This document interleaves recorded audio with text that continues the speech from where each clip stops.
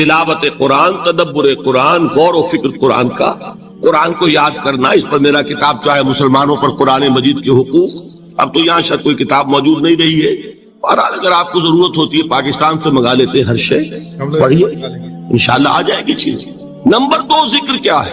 اقیم الصلاۃ لذکری، نماز کو قائم کرو میری یاد کے لیے. یہ ذریعہ ذکر میں وہ تو ہے ہی مجسم ذکر، اور یہ ذریعہ ذکر میں سب سے اہم ہے. یہ عملی ذکر بھی ہو رہا ہے اور قولی بھی ہو رہا ہے. سورہ فاتحہ پڑھی آپ نے، قرآن شریف کی کچھ آیات پڑھی، پھر رکوع کیا. یہ رکوع جو ہے یہ آپ کا عملی ذکر ہے کہ آپ نے اپنے وجود سے اللہ کی عظمت کو تسلیم کیا. پھر آپ سجدے میں گرے، یہ آپ کا عملی ذکر ہے کہ اپنے وجود سے آپ نے اللہ کی عظمت کو اور تسلیم کیا. تیسری چیز ہے مسنون دعائیں اور مسنون اذکار جو حضور سے ثابت ہے. ہمارے ہاں کیا ہو گیا، مجھے فلاں بزرگ نے یہ چیز بتائی ہے، وہ تو پڑھتے چلے جا رہے ہیں، نہ قرآن سے دلچسپی نہ اذکار مسنونہ سے دلچسپی. ادعیہ معصورہ، آپ غور کریں گے کہ زندگی کے ہر عمل کے لیے حضور کی دعا موجود ہے. صبح اٹھے دعا ہے، آنکھ کھلتے بیت الخلاء میں داخل ہونے لگے دعا ہے، نکلے دعا ہے، وضو کرنے بیٹھے دعا ہے، فارغ ہوئے دعا ہے، مسجد کے لیے گھر سے نکلے دعا ہے، مسجد میں داخل ہوئے دعا ہے. مسجد میں تو ہے ہی ذکر، نماز ہے، تلاوت ہے، باہر نکلے دعا ہے، گھر میں داخل ہونے لگے پھر دعا ہے، سواری پر سوار ہو رہے ہیں دعا ہے، اتر رہے ہیں دعا ہے، شیشہ دیکھ رہے ہیں دعا ہے، کپڑے پہن رہے ہیں دعا. زندگی کا کوئی عمل نہیں یہاں تک کہ جو تعلق زن و شو ہے، جس کو کہ خالص حیوانی بات سمجھا جائے گا، اس کے لیے بھی دعا ہے. غفلت میں وہ کام بھی نہیں کرتا. سمجھ رہے ہیں آپ؟ اب آپ غور کیجئے، اس میں کوئی اضافی وقت نہیں لگا، کوئی اضافی پوسچر اختیار نہیں کیا آپ نے، یوں بیٹھو، اس طرح بیٹھو، یوں کرو، کوئی آپ کا وقت اضافی نہیں لگا. جو کام کر رہے ہیں اور آپ اللہ کو یاد کر رہے ہیں، اور وہ اللہ کی یاد اس کام کی مناسبت سے. ان ادعیہ معصورہ سے 2 تعلق جڑ گئے انسان کے. دعا کس سے کر رہے ہیں؟ اللہ سے. جڑا کہ نہیں؟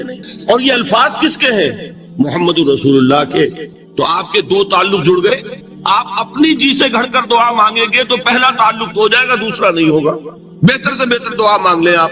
لیکن حضور سے جو معصور اور مسنون الفاظ جب آپ زبان سے نکالتے ہیں تو آپ کا تعلق اللہ سے بھی ہوا بذریعہ دعا، اور وہ الفاظ چونکہ حضور کے ہیں صلی اللہ علیہ وسلم تو حضور کے ساتھ ہوا.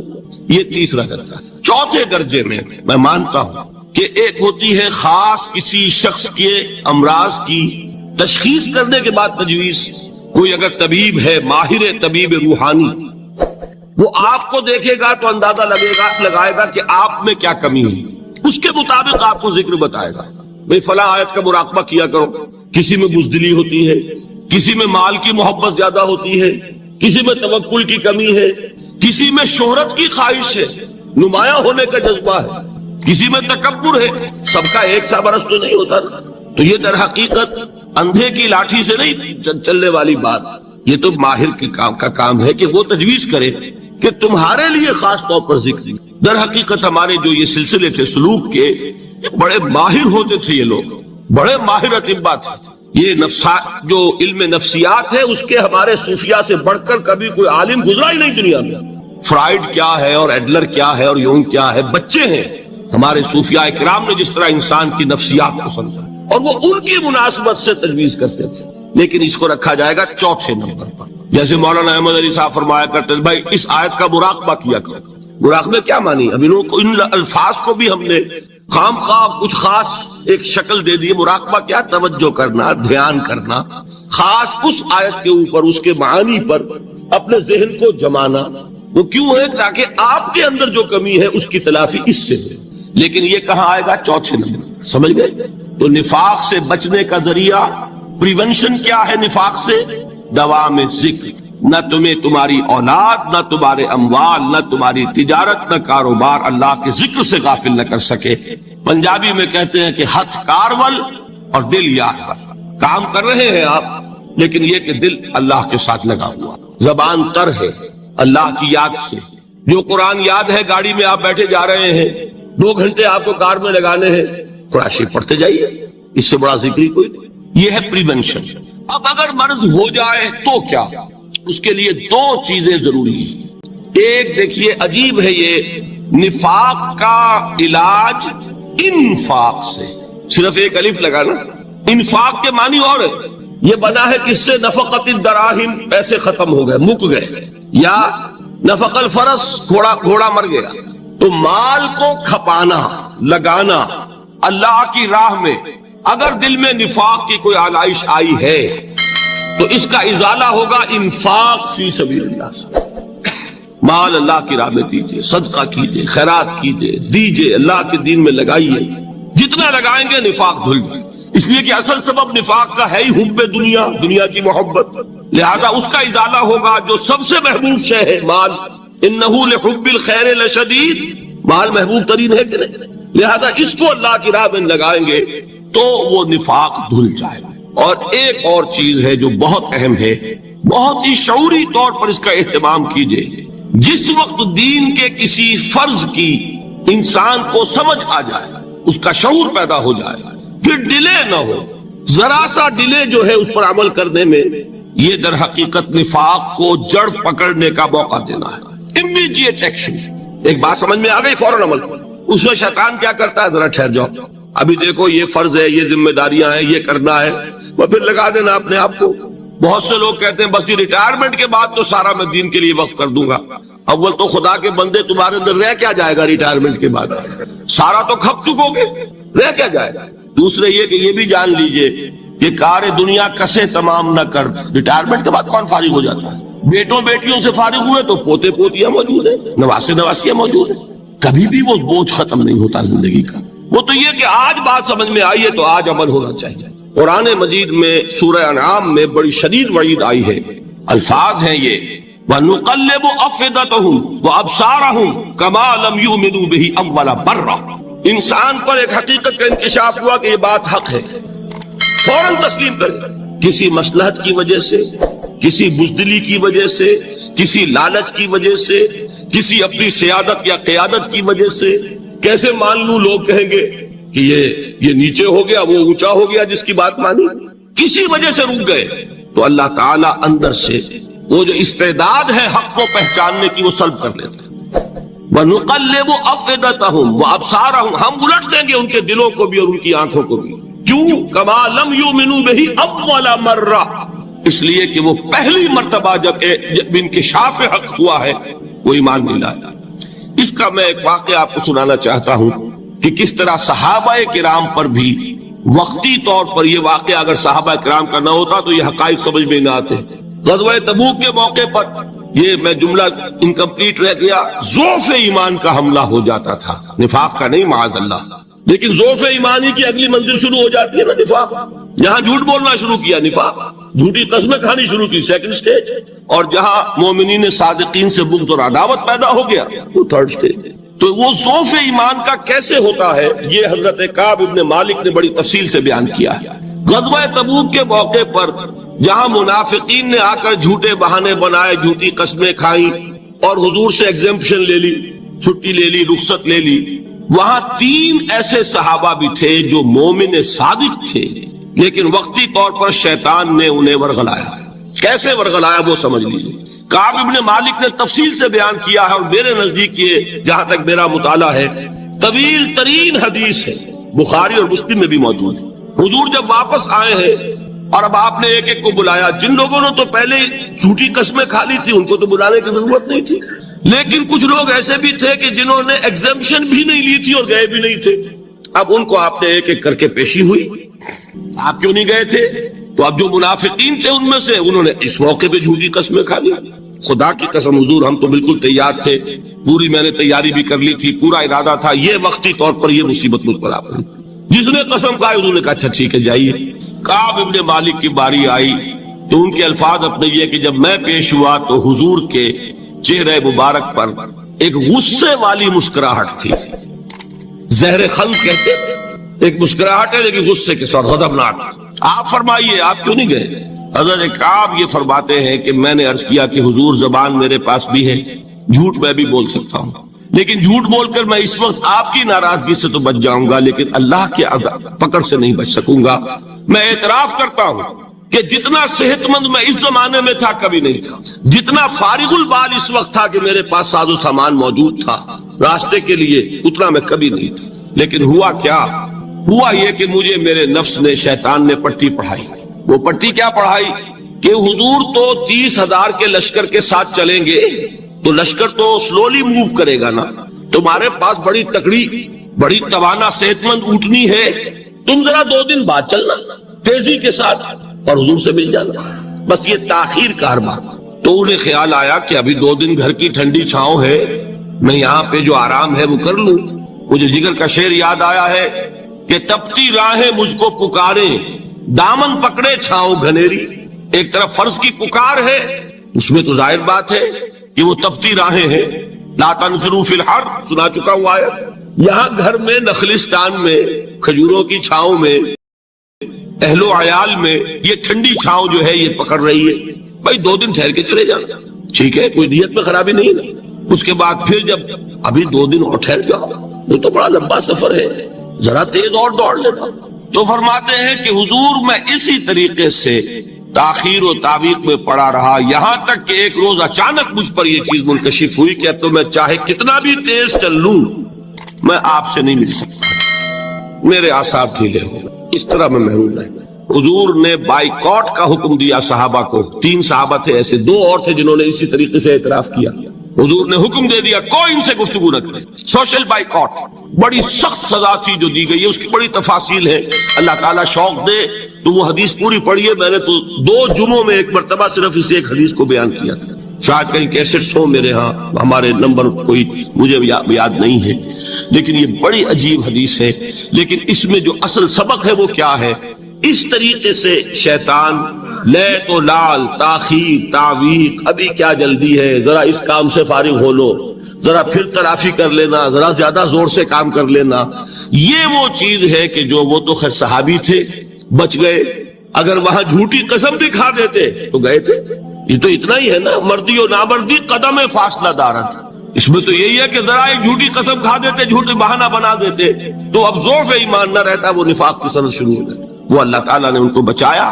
لیکن یہ کہ ہم کیسے بچیں گے اگر ہم نے یہ روش اختیار کی؟ لہذا 3 کام. دوام ذکر نمبر 1، اس کی میں شرح کر چکا ہوں. 4 اذکار یاد کر لیجئے گا ان کو، ورنہ کیا فائدہ. نمبر 2، انفاق فی سبیل اللہ، نفاق کا علاج انفاق. نمبر 3، یہ عادت اپنے اندر پیدا کیجئے شعوری طور پر کہ جب ایک حقیقت واضح ہو جائے فوراً اعتراف. یہاں بھائی بات ٹھیک کہی آپ نے. جب ایک فرض کا احساس ہو جائے فوراً اس کی ادائیگی کے لیے آغاز.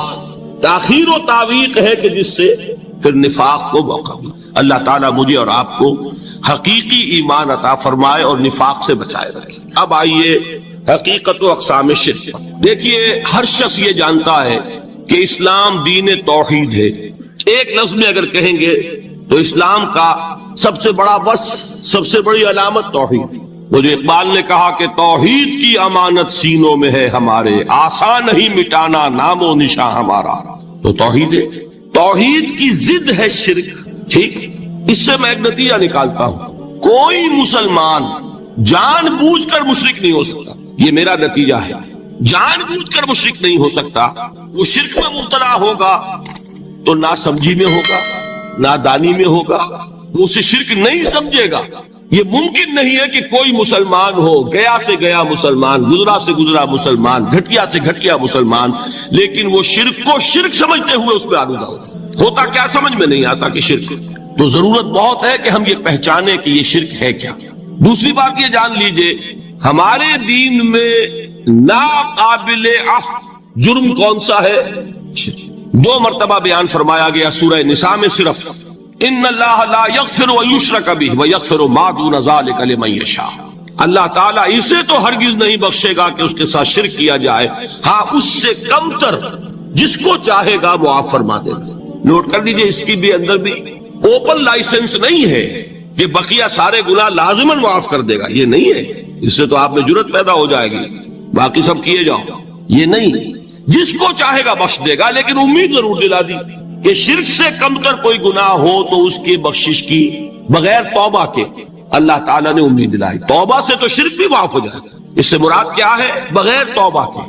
اللہ تعالیٰ نے فرمایا کہ اور گناہوں کے بارے میں تو امید کی جا سکتی ہے لیکن شرک کے بارے میں ہرگز نہیں. اہمیت واضح ہو گئی. مزید نمبر 3، اس شرک کی ہماگیریت کا عالم یہ ہے کہ سورہ یوسف کی آیہ مبارکہ ہے وما یؤمن اکثرهم باللہ الا وهم مشرکون، انسانوں کی اکثریت کا حال یہ ہے کہ وہ اللہ پر ایمان نہیں رکھتے مگر کسی نہ کسی قسم کے شرک کے ساتھ۔ یہ یونیورسلٹی ہے اس کی کہ اللہ کو بھی مان رہے ہیں لیکن کسی نوع کا شرک جو ہے وہ بھی لگا رکھا۔ وما یؤمن اکثرهم باللہ، انسانوں کی اکثریت کا حال یہ ہے کہ وہ ایمان نہیں رکھتے اللہ پر الا وهم مشرکون، مگر یہ کہ کوئی نہ کوئی شرک بھی کرتے ہیں۔ چوتھی بات یہ سمجھیے کہ شرک ہر دور میں بھیس بدل کر آتا ہے۔ یہ ضروری نہیں ہے کہ شرک کی جو قسمیں آج سے 200 برس پہلے تھی صرف وہی آج بھی رہے۔ ہو سکتا ہے کہ بالکل نئی شکلیں اس شرک نے اختیار کر لی۔ اس سے کیا نتیجہ نکلا کہ اگر اجتہادی بصیرت نہیں ہوگی تو ہو سکتا ہے کہ ایک شخص جو ہمارے سابق علماء نے لکھ دیا کہ یہ چیز شرک، یہ چیز شرک، یہ چیز شرک، یہ چیز شرک، آج سے 500 برس پہلے کا انسان بڑے سے بڑا عالم دین اپنے زمانے کے شرک کو پہچان کر تو لکھ سکتا ہے، اس سے تو آپ بچ رہے ہیں۔ امام ابن تیمیہ نے اس کو شرک قرار دیا، اس کو شرک قرار دیا، اس کو شرک قرار دیا، کوئی شخص ہے جو اس سے تو بچ گیا۔ امام صاحب کی دی ہوئی بصیرت سے اس نے ان جو اقسام ہے شرک کی ان کو پہچان لیا، لیکن یہ عین ممکن ہے کہ آج کے شرک کو وہ نہ پہچان رہا ہو، اپنی جگہ وہ سمجھ رہا ہو اپنے آپ کو بہت بڑا موحد، جبکہ اس دور کا جو شرک ہے اس میں ملوث ہے۔ اس کو میں نے کہا ہے کہ اس شرک کے بارے میں بڑی اجتہادی بصیرت کی ضرورت ہے۔ فارسی کا ایک شعر ہے، بڑا پیارا شعر ہے، بہر رنگے کے خواہی جامہ می پوش من انداز قدت رامی شناسا۔ اپنے محبوب سے کہہ رہا ہے شاعر کہ تم جس طرح کا چاہو لبادہ اوڑھ لو، میں تمہیں تمہارے قد سے پہچان لوں گا، کتنا ہی چھپا لو اپنے آپ کو، کیسے ہی لباس بدل لو۔ بہر رنگے کے خواہی جامہ می پوش من انداز قدت رامی شناسا، میں تمہارے قد سے تمہیں پہچان۔ یہ اگر بصیرت نہ ہو کہ شرک کو اس کے قد سے پہچان سکیں آپ، اس کے لیے ضرورت ہے اصولوں کی۔ دیکھیے جس طرح الجبرا کے اصول ہوتے ہیں، فارمولا ہے، فارمولا ہاتھ میں آ گیا، مسئلے حل کرتے چلے جا رہے ہیں، آپ اپلائی کرنے کی دیر ہے فارمولے کی۔ اگر آپ نے صرف گنتی کر کے کسی زمانے کے شرک وہ تو سمجھ لیے، لیکن وہ بصیرت باطنی حاصل نہیں ہوئی، اجتہادی بصیرت، وہ اصول ہاتھ میں نہیں آئے کہ جس سے آپ پہچان سکیں، تو ہو سکتا ہے کہ اس طور کے شرک کو آپ نہ پہچان سکیں۔ اس کے لیے ضرورت ہے کہ اصل اصول ہاتھ میں آ جائیں تاکہ اصولوں کو اپلائی کریں۔ ایک بات مجھ سے اور سن لیجئے، میرا اپنا یہ تاثر ہے، ہمارے دین میں خیر، بھلائی، نیکی، چاہے وہ نظریے کی ہو، علم کی ہو، عقیدے کی ہو، عمل کی ہو، اخلاق کی ہو، وہ سب کیا ہے؟ وہ توحید ہی کے شجرہ طیبہ کی شاخیں ہیں۔ اور شر، برائی، گمراہی، خیالات کی ہو، نظریات کی ہو، علم کی ہو، عقیدے کی ہو، عمل کی ہو، اخلاق کی ہو، سب کے ڈانڈے شرک کے شجرہ خبیثہ سے ملتے ہیں۔ اس شجرہ خبیثہ کے برگوبار ہے جو بھی برائی ہے، عمل کی یا علم کی، اور اس شجرہ طیبہ کے برگوبار ہے جو بھی خوبی ہے، عمل کی یا عقیدے۔ یہ میرا تاثر ہے، اور جب تک اس انداز میں وہ آپ کو اندرونی رشتے ظاہر نہیں ہوں گے، آپ پر منکشف نہیں ہوں گے، وہ اجتہادی بصیرت جو ہے پیدا نہیں ہو سکے۔ اب آئیے ایک اور بات دیکھیے، شرک میں اور الحاد میں کیا فرق ہے، یہ بھی ہم نہیں سمجھتے۔ الحاد، مادہ پرستی، وہ کیا ہے؟ ایتھیزم، کسی بھی خدا کا انکار۔ ہمارے آج کے دور کی سب سے بڑی گمراہی یہ ہے۔ شرک کیا ہے؟ خداؤں کو ماننا، یہ کیا ہے؟ تھیزم ہے، لیکن پولی تھیزم ہے۔ توحید کیا ہے؟ مونو تھیزم ہے، ایک خدا کا ماننا۔ لیکن شرک کے اندر ایک اور حقیقت کو پہچان لیجئے، شرک میں ہمیشہ ٹاپ پر ایک خدا کو مانتے ہیں، باقی سارے خدا نیچے ہوتے ہیں، اوپر جا کر وہ توحید ہوگی ہمیشہ۔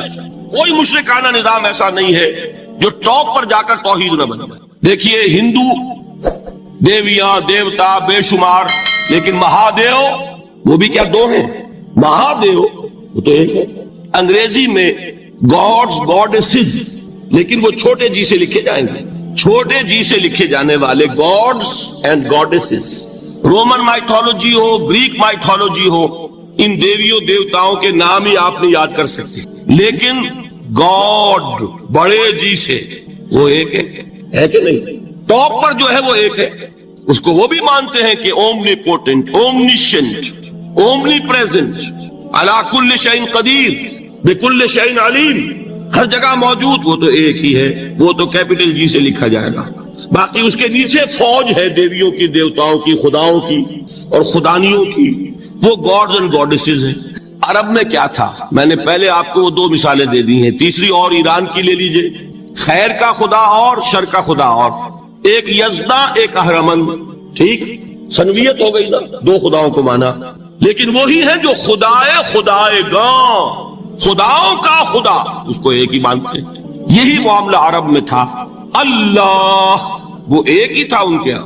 قرآن میں آتا ہے ان سے پوچھئے وَلَئِن سَأَلْتَهُم مَّنْ خَلَقَ السَّمَاوَاتِ وَالْأَرْضَ لَيَقُولُنَّ اللَّهُ، جب ان سے کہا جاتا ہے کہ کس نے پیدا کیا آسمان اور زمین کو، یہ فوراً کہیں گے اللہ نے۔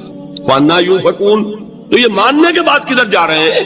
وہ کیا کہتے تھے کہ وہ بڑا اللہ تو ایک ہی، لیکن چھوٹے آلہہ ہیں۔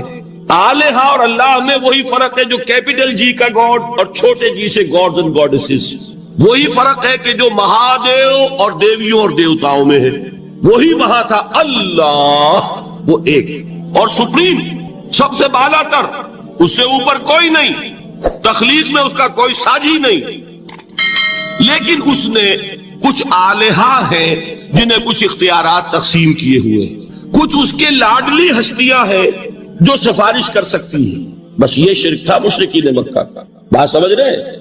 اس کا جائزہ لیں گے تو آپ کو، اور جو آج شرک کی اقسام میں بیان کروں گا اس کو ہاتھ میں لیں گے تو کسی موحد کا تلاش کرنا مشکل ہو جائے گا۔ ڈھونڈ اب ان کو چراغ رخ زیبا لے کر، آج جن کا نام مسلمان ہے ان کی اکثریت کسی نہ کسی نوع کے شرک میں مبتلا ہے۔ اب آئیے اقسام شرک۔ اقسام شرک میں بھی وہی کیفیت ہے جو نفاق کے بارے میں نے عرض کی تھی کہ ایک تقسیم یہ ہے جو علماء نے کی ہے، ایک ہے عقیدے کا نفاق، ایک ہے عمل کا نفاق، اسی طرح ایک ہے عقیدے کا شرک، ایک ہے عمل کا شرک، عقیدے میں نہیں ہے عمل میں ہے۔